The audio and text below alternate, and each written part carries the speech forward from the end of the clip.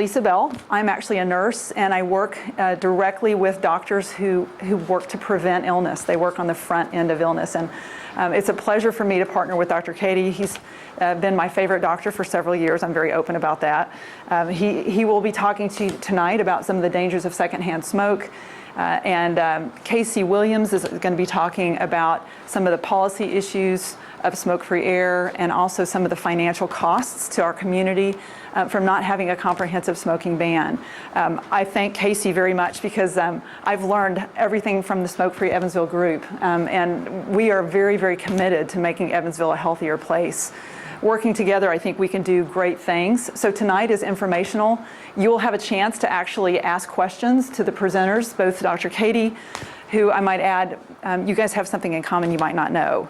Both of you guys are actually musicians. Dr. Cady's first career was a concert pianist, and his second career was a medical doctor. He's Mayo trained. He comes to you. He's the smartest doctor that I know.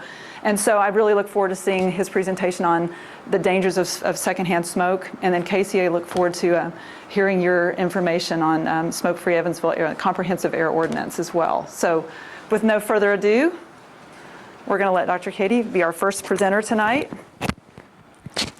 Thank you, Lisa. Thanks, everybody, for coming. It's really nice to be with you tonight. I have some interesting information to share with you, some things that I absolutely did not know about secondhand smoke. And the more I learned, the more concerned that I got. And the more concerned you should be getting too, if you're showing up at a restaurant or a bar or a public place where you're going to end up breathing somebody else's smoke.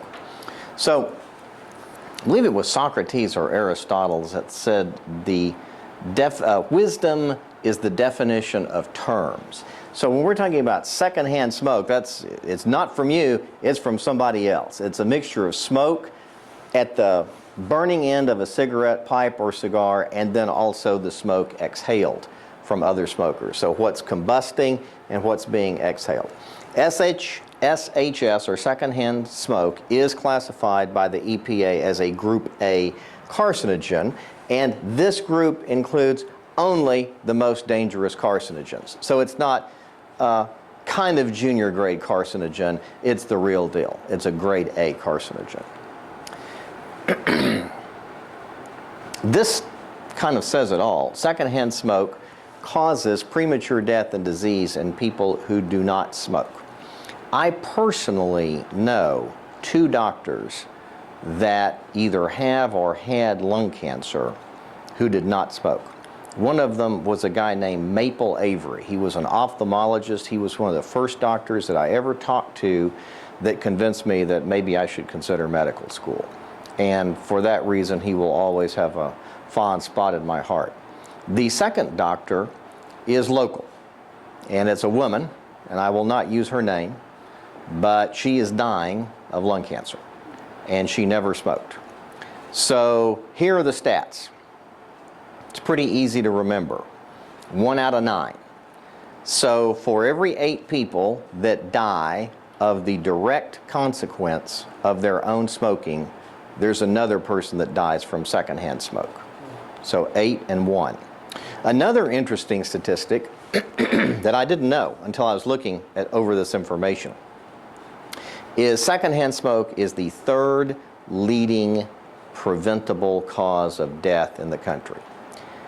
There are 50,000 people on average in this country that die of secondhand smoke per year. That's about 1,000 per state. Indiana, since we're in the tri-state with all the tobacco growing around here, we're slightly overachievers. Instead of 1,000, we have 1,200 people that die of secondhand smoke in our state.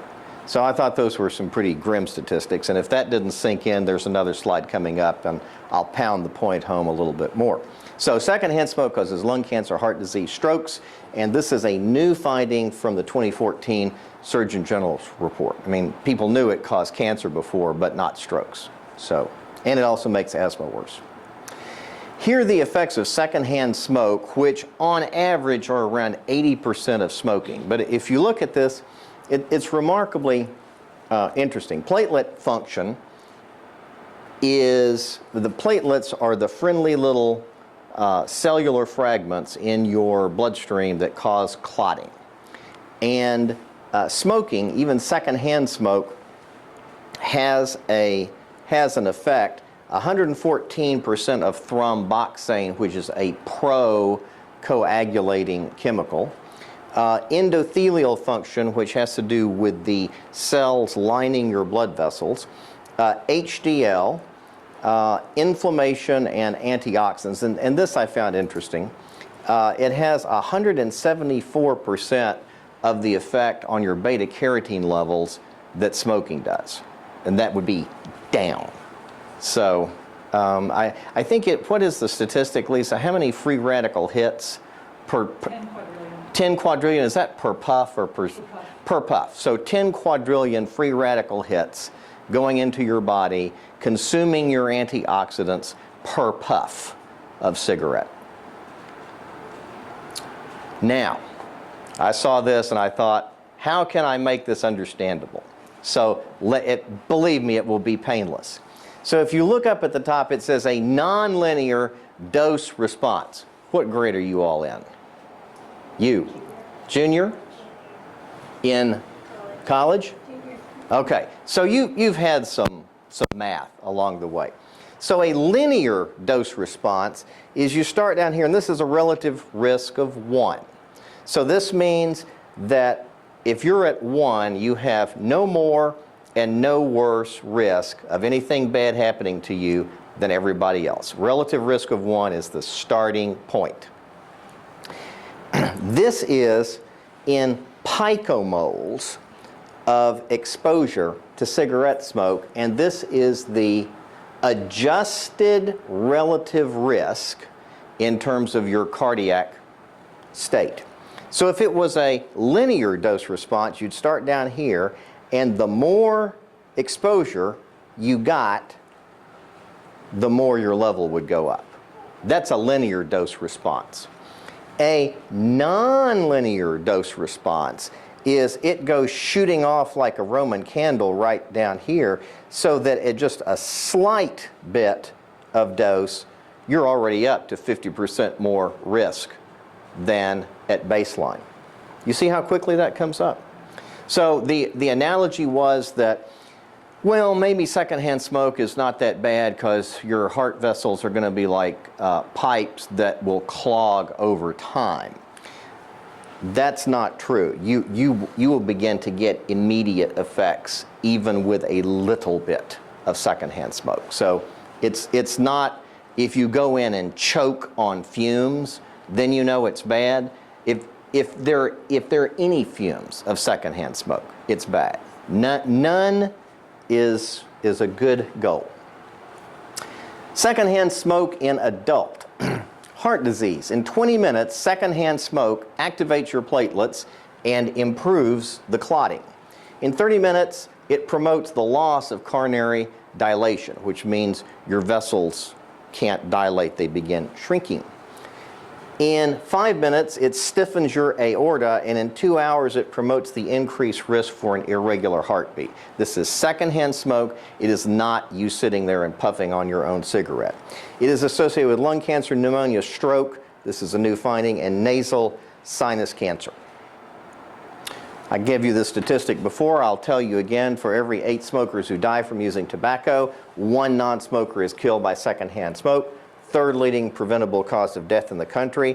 And I found this interesting. A half hour of secondhand smoke exposure causes heart disease or heart damage similar to that of habitual smokers. Just 1/2 hour of breathing the stuff. Here's some more things from the Surgeon General report.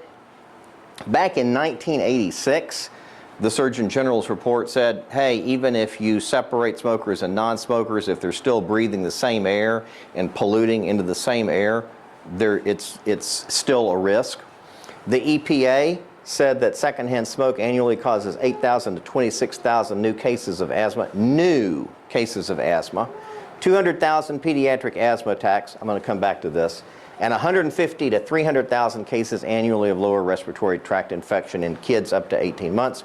And this is another finding that exposure to secondhand smoke resulted in more than 10,000 annual cases of low birth weight and more than 2,000 cases of sudden infant death syndrome, 1997.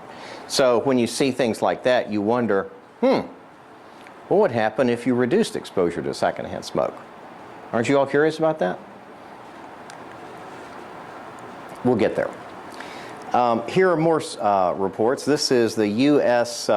Public Health Service's National Toxicology Program, the 10th report on carcinogens. They stated that secondhand smoke is a known human carcinogen, which indicates that there is a cause and effect relationship between exposure and human cancer incidence, 2002. We're moving up, in case you hadn't noticed. Here's the International Agency for Research on Cancer.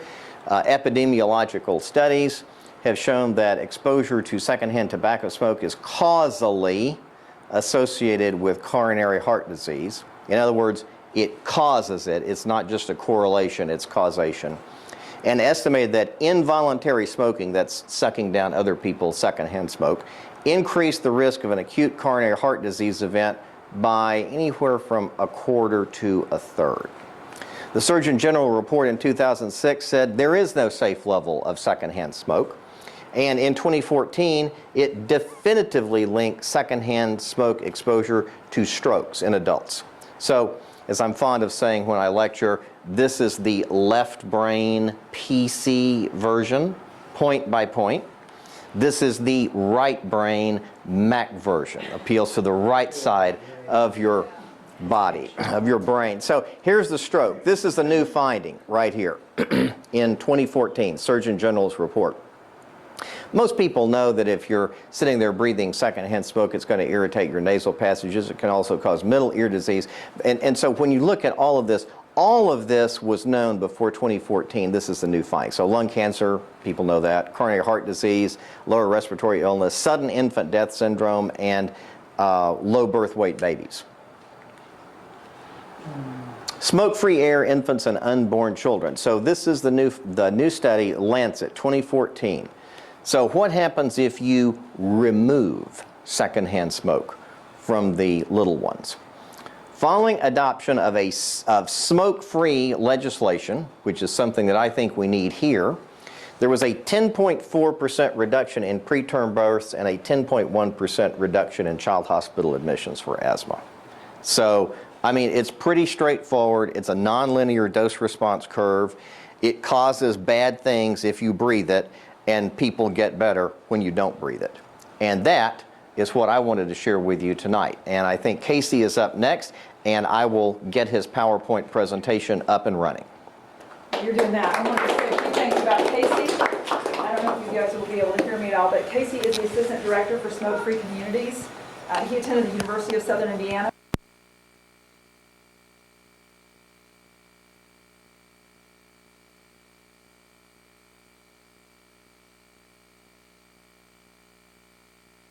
In 2009, as a musician who was tired of performing in secondhand smoke, which is a great story, and has fought to bring smoke-free air to Evansville. Casey, thank you for all that you do. Thank you, Lisa, and thank you, Dr. Cady. So as Dr. Cady mentioned, he's really going to be covering, more of the scientific stuff, the health effects. I'm going to be getting more into where we are in Evansville with our efforts to getting back a smoke-free policy, as well as studies that have been done. It's one thing to just say that reducing secondhand smoke exposure is going to make us healthier, but actually looking at studies across the country that have actually proven what kind of health impact it can actually have. So this was a study done by USI's chemistry department. As you can see over here, at the top, as it says, this is the average fine particulate matter. Basically, this is air pollution from secondhand smoke. And this is really the bad stuff when you think about secondhand smoke. The fine particulate matter is the little tiny microscopic particles that get deep into your lungs, get into your coronary system, and cause heart disease, cause cancer. So if you see, this was done in Vanderburgh County before the ordinance went into effect. You can see the levels of fine particulate matter are in the, very unhealthy, approaching hazardous levels. After the ordinance, we went in, did the same test, and you can see they are in the moderate to good, which Still sounds a little sketchy, not being great air, but we then tested the Evansville bars and restaurants, and they were even higher than the Vanderburgh County bars. We've done similar research post-ordinance in Evansville that showed basically the exact same results. We're still planning on releasing that information. But as you can see, this is really more of the science of what is in the air that we're breathing and the great impact that taking out secondhand smoke out of indoor spaces, what it can have on the air quality. So this was a study done in Colorado, I believe 2008. Basically, they adopted a smoke-free policy in a city in Colorado, much like here in Evansville, where the only exemption was for the casino in that community. So ambulance calls originating everywhere but that casino that was still allowing smoking dropped by 20%. The calls from the casino to the ambulance service did not drop when that smoke-free air was implemented. 2 years later, Colorado extended their smoke-free ordinance to include the casino. And at that point, ambulance calls remained the same everywhere else except at that casino, where they too dropped 20% to join the level of calls for cardiac events. So this was one study that began to show researchers that this is not like a long-term health improvement. This is immediate impact when a city passes a comprehensive smoke-free air ordinance. So another case, this was in Helena, Montana. And this case provided a great sample because this is a very rural area in Montana where pretty much everyone within the city went to one hospital and everyone outside of the city went to another hospital. So they could compare heart attack admission rates to that hospital in the city that went smoke-free. And they found that here in 2002, as you can see, the red bar is Helena, and the white bar is everywhere outside of Helena. When the ordinance went into effect, outside Helena, the heart attack admissions remained the same, but you can see here almost a 50% drop in heart attack admissions to that city that went smoke-free. A year later, they overturned the ordinance, and you can see, once again, outside Helena, heart attack admissions remained, but went almost back to the original level of heart attacks before the ordinance was in place.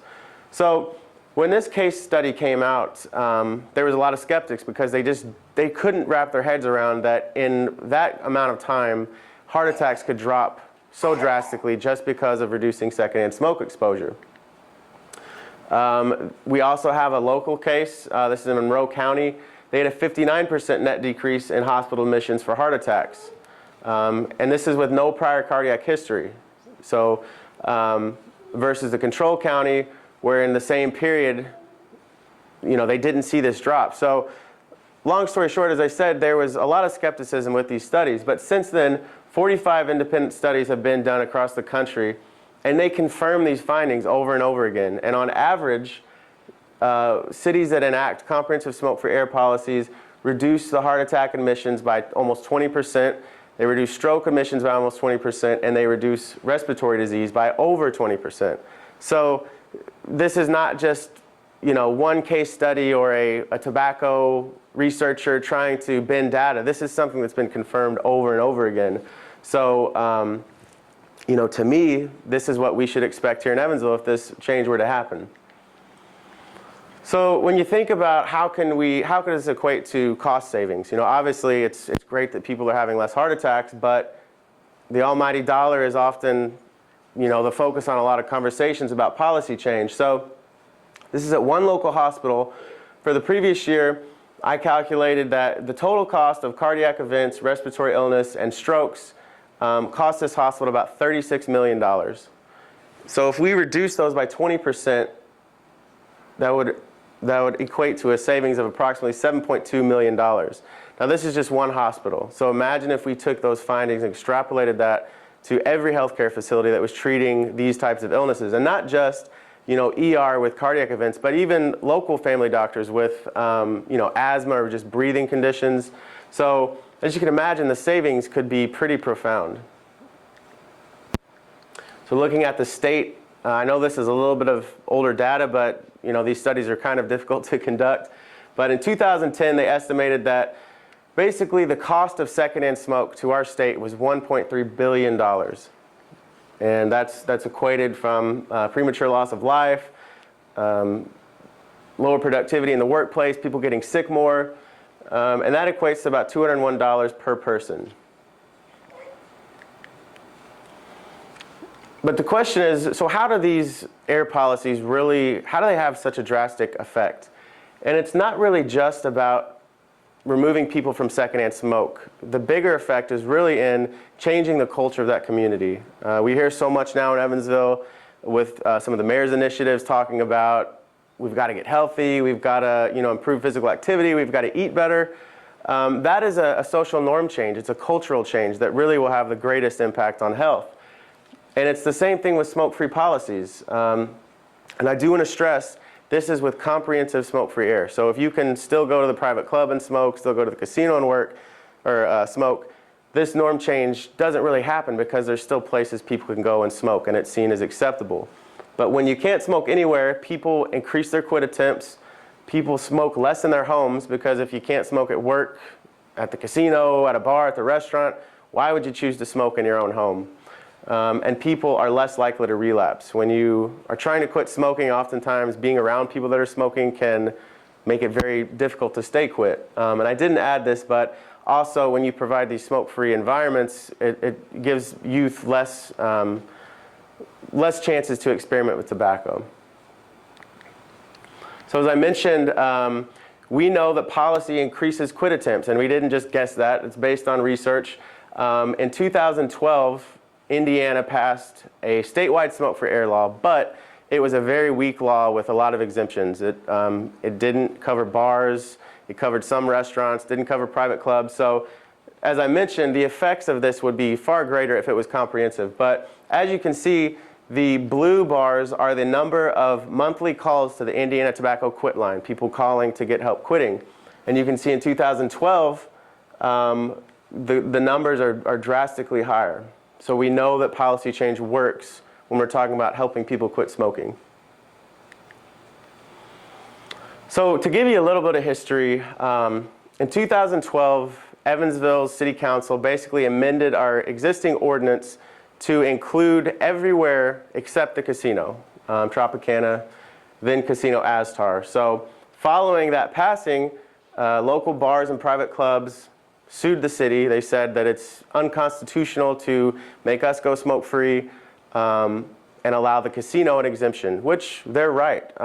If this is about public health, this should be about public health, and no one should be able to buy favoritism. And in 2014, February, 2 years after it was passed, after the ordinance was upheld in local court, Indiana State Supreme Court agreed with the bar owners and they struck down our ordinance. So that brings us to today of not having an ordinance. A lot of bars and restaurants thankfully have elected to remain smoke-free, but there are still a lot of employees. We've estimated over 1,000 employees that are still working in secondhand smoke when you think about Tropicana, the bars that are still smoking. So unfortunately, it might appear that there's a lot of secondhand smoke coverage, but we can't leave those people behind. So what's stopping us from bringing back this ordinance? We've got all this scientific research on our side, so what's the holdup? Well, as I mentioned, the casino. The only way we can get our ordinance back is if the casino is included. And in 2012, the reason that the City Council last minute decided to exempt the casino was because the director of the casino at the time came in and said, if we go smoke-free, we're going to lose 30%.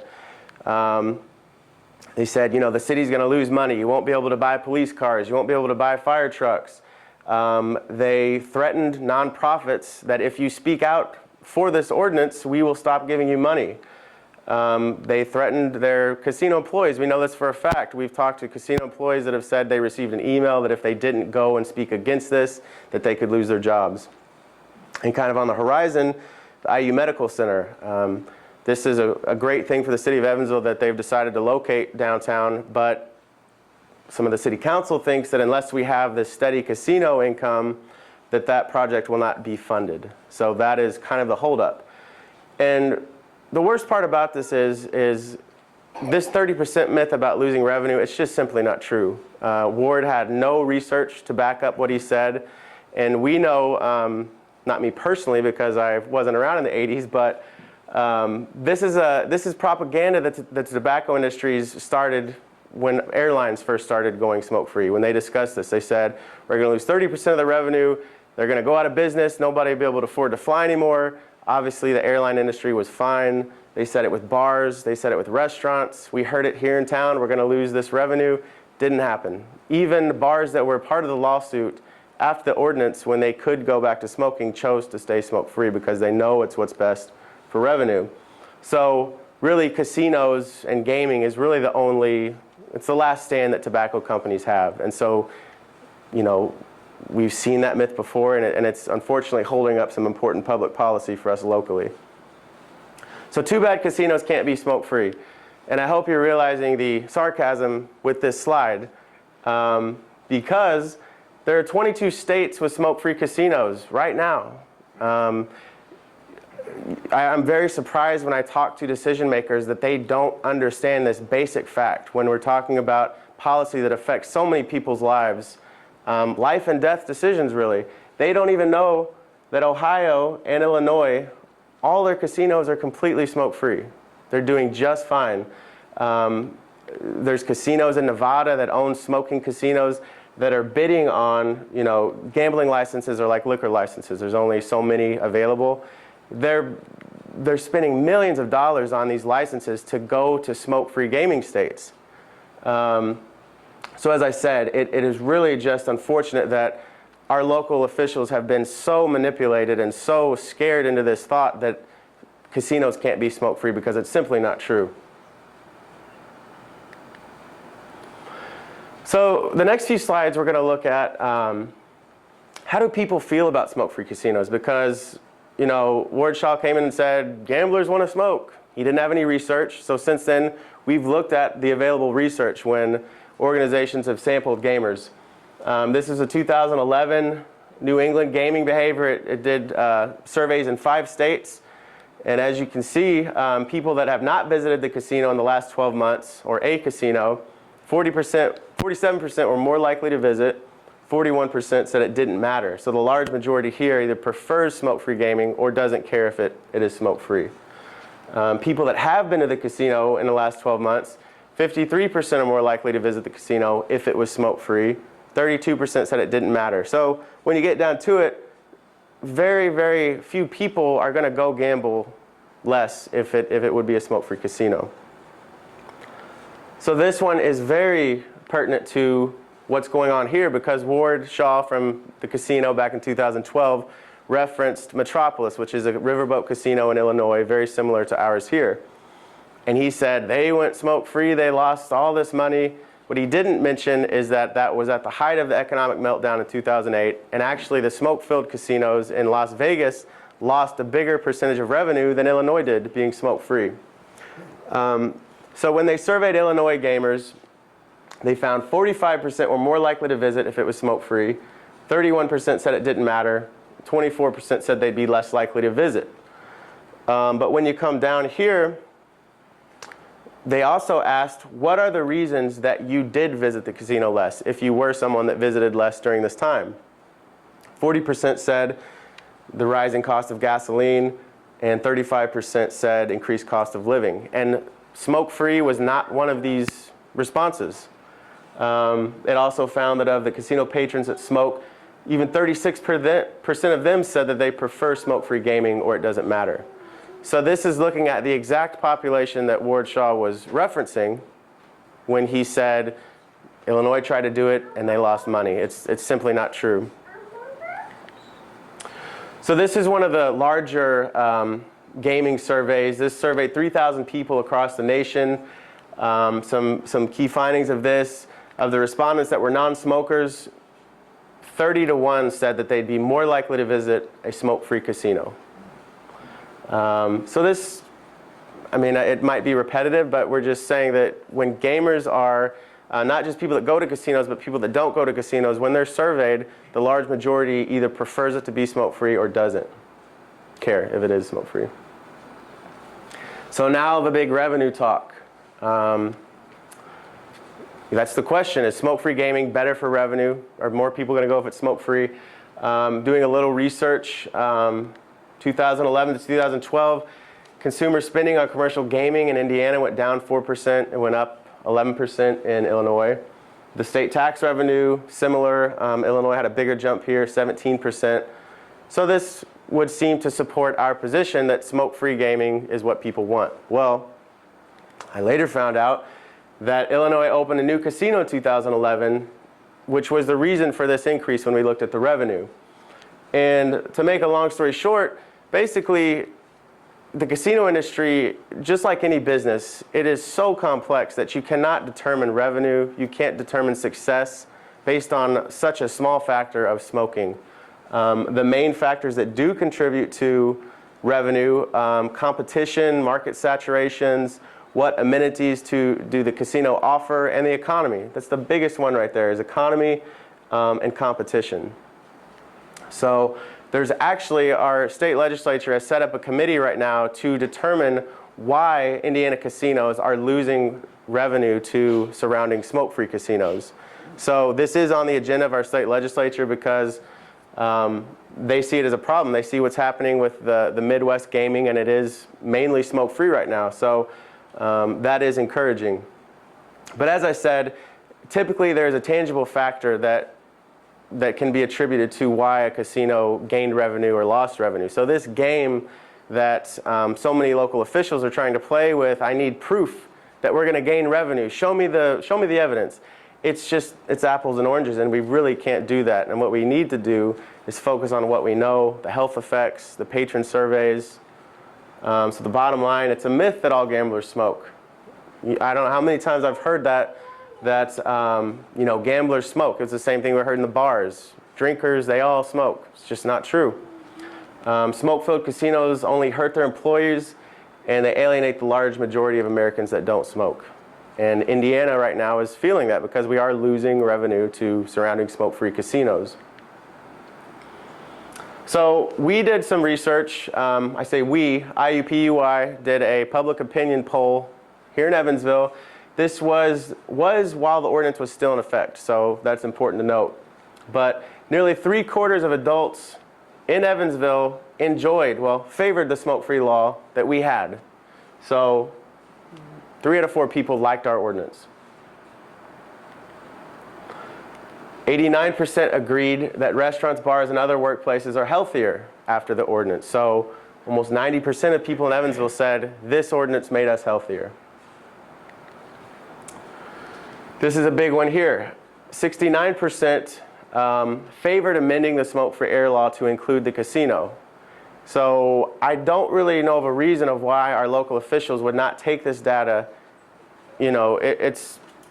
It's baffling enough that they just ignore the fact that only 1 in 4 people in Evansville smoke. They're kind of ignoring the majority, but here's another majority that favors strengthening the law to include the casino.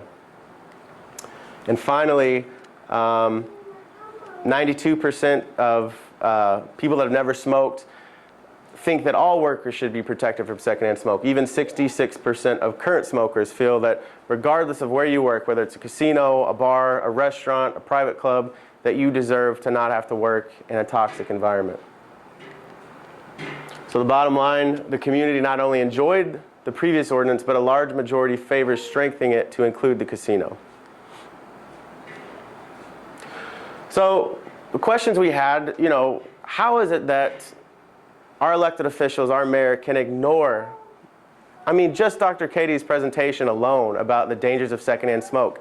How is that not enough for them to pass policy that protects its residents from these dangers? How can they ignore our public opinion poll? How can they ignore Illinois and Ohio, their smoke-free casinos thriving? Well, I don't have that answer, but the answer I do have is we have to stand up. And this is really why Smokefree Evansville was created back in February when this ordinance was overturned, because so many people enjoyed the ordinance. So many businesses thrived. People that thought they would never enjoy operating a smoke-free business enjoyed this. Their business increased, their employees were healthier. So as I said, we are Smokefree Evansville. What we're really trying to do is gather community support, let our leaders know, our local officials, that this is something important. For all these reasons that we showed, it's a really important thing for the city of Evansville that we do get our smoke-free policy back, and not just for you know, the basic human rights of these casino workers that are working in a deadly environment, but thinking about young professionals staying in Evansville. So many people I talk to are saying, yep, when I graduate, I'm leaving. This place is unhealthy, there's nothing to do. When you think about a business locating to our city, why would they want to come to a place with such poor health outcomes? So this is something that financially the city needs to do, and you know, basic human rights, they need to do this. So what can you do? We've got some petitions here. Anybody, they're out front, little half sheet. Just looking for some information. If you've got a story, you know, I lost my so-and-so to secondhand smoke, or as a kid I was around secondhand smoke, I hated it. We've got, you know, a little spot on the back. You can provide your story. If you want to take a smoke-free selfie like these, you can see a couple recognizable faces here. Join the club there. We could do that right out here. But the main thing with these petitions is we're trying to get 10,000 petitions signed before we can really have an impact on this policy campaign. Not only getting information, we can, you know, send you invites for the meetings, things like that. You can have your employer or your organization write a letter of support. We can actually provide a drafted one for you to where all they have to do is really sign it. Like us on Facebook, facebook.com/smokefreeevansville. One of the biggest things, contact your city council and the mayor. Let them know that you're not happy with them ignoring all this stuff. I mean, keep in mind, these people, every one of them, well, not every one of them, but the large majority, we'll get into this later towards the elections, but so many of them said, if I get into office, I am passing a comprehensive smoke-free ordinance for this city. And they're not doing that right now, and they need to be held accountable to those promises they made. Finally, spread the word about Smokefree Evansville. Tell somebody about the organization. You know, invite someone to our meeting. Heck, you guys should come to our meeting. We've got monthly coalition meetings. The next one is going to be the first Tuesday of November at the Browning Room. But sign a petition, and we'll send all that stuff out to you. So this is my contact information. As I said, our Facebook page is down here. This is my email. At this point, I think we are ready for questions. If anyone has any. I have a question for Dr. Cady.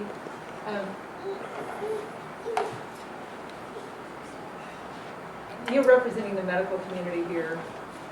Why is it that we haven't heard from other doctors that will actually speak their voices about the negative health effects of smoking in the community? So the question that I was just asked was, so why haven't we heard from other doctors voicing their concerns? Number one, I think you need to ask them. I don't think that any of my colleagues looking at the data would say this isn't a real issue. I think there are specific doctors and specialties that would be very interested. I would think the allergists and immunologists who are dealing with asthma and the pulmonologists who are dealing with COPD would be very interested, and they would actually probably be interested in the ordinance for the exact reason that Casey was talking about, that when you basically ban smoking, there's community pressure not to smoke, and then you get people that are trying they're increasingly trying to quit, and that in and of itself will improve COPD. So I think you need to ask them. The other thing that I'll mention, and I'll mention it here and also to the audience and to our YouTube audience. We're going to put this on YouTube, by the way. I'm ready. I want you to reference it and just social network the heck out of it. This is going to go on YouTube, and feel free to share it with your friends. It's going to be on our YouTube channel, cwiyoutube.com. I personally am acquainted with the mayor. I am going to send him a link to this video. That was one of the most brilliant presentations I have heard from Casey on the actual. It's kind of like he's reporting on an experiment. Like, okay, here's what happened when there They were smoking, and here's what happened when they stopped smoking, and here's what happened when they started smoking again. I mean, it's like, duh, this is not rocket science. And one of the things that I sometimes encounter when I'm talking with people about controversial topics, like are vaccines a good idea, are vaccines not a good idea, it's show me the study. Like Jerry Maguire, show me the money. So show me the study. If somebody says casinos are going to lose money and we're going to lose 30% of tax revenues, show me the study. If you can't show me the study, I mean, the ironic thing is this is like poker. The person with the highest or the best hand of cards wins. You can tell I'm not a card player. But if you don't have the study, and we do, we win. So that's a long explanation to your question about why don't you hear more from doctors. I think my colleagues out there are ready, willing, and able to assist. You just got to reach out and ask them. Alrighty. Anyone else have another question?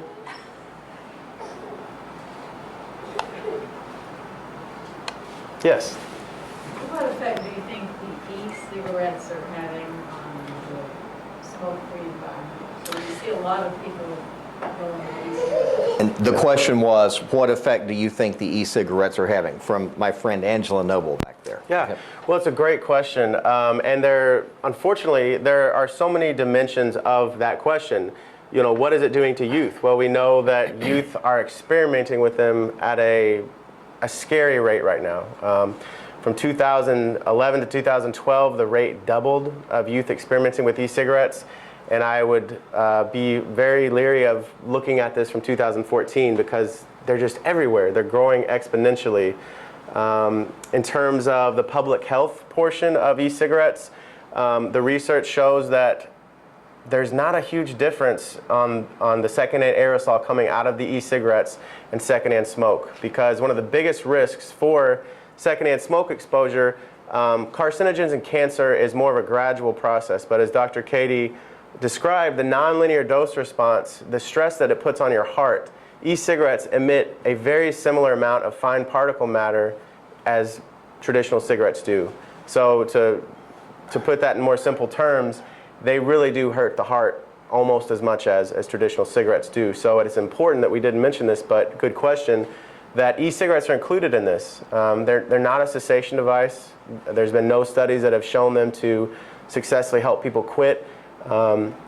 Even if they had shown to help people quit, they're unregulated. So I don't know a doctor that would prescribe a therapy if there was no control on the amount of nicotine in that or whatever the medication may be. So at this point, while there's still a lot of research to be done, we have to include them with cigarettes in the terms of the public health threat that they pose.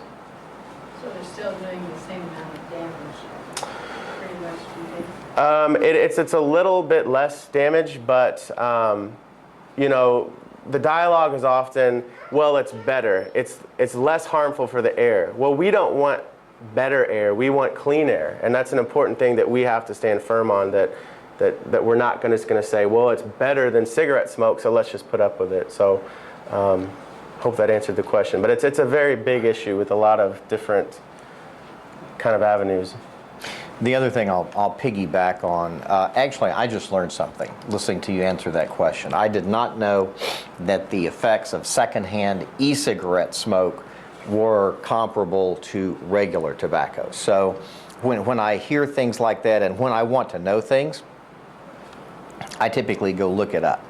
And one of the most interesting presentations I ever heard was from a woman named Temple Grandin, who is an adult with autism, and she beat it to a large extent. And she's a fully functioning adult. She has a PhD. She consults on animal issues.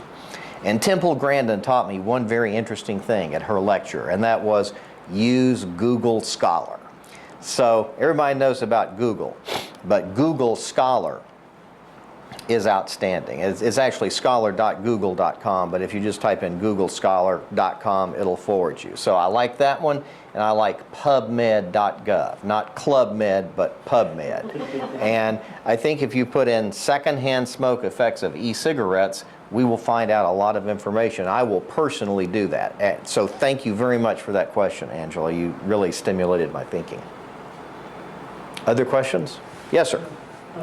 You may have talked about this, but I'm more concerned about marijuana because we know that marijuana is worse than smoking as far as the effect on the lung.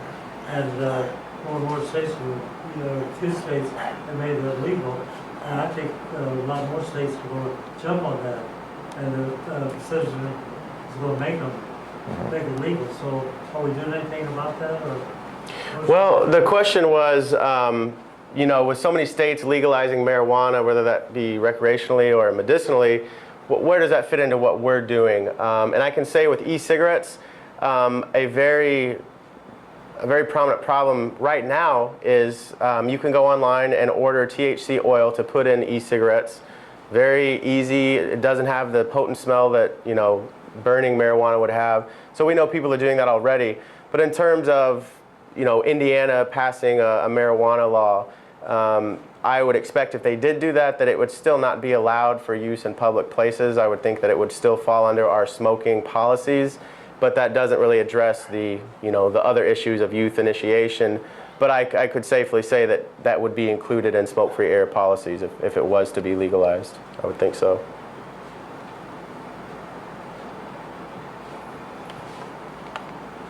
Lisa, you want to close us out? Yes, absolutely. So how'd they do? Great. So does everybody feel comfortable with the actions that we're going to take to help make this happen? Yes? Yes, take a selfie with Smoke-Free. And then we have our petitions to sign out there. And so you guys, I recommend that everybody become active in Smoke-Free Evansville. I've learned a lot from Casey and from the whole. How many of you guys here are from Smoke-Free Evansville? Because I know that I see a lot of, you guys have worked really, really hard to make this happen. I just want you to know that you have other recruits now. Okay, that all of us are going to help with this very important issue. Thank you so much, Dr. Cady, for doing what the medical community should be doing right now, which is taking an active role. And you are an amazing and eloquent spokesperson on that. And Casey, thank you for educating all of us on the policy and the financial issues with the smoke-free comprehensive air ordinance. Thank you guys for coming, and we're going to be sticking around. So if you guys have questions or comments, we're here. Thanks again for coming to Cady Wellness Institute. And Rand, thank you for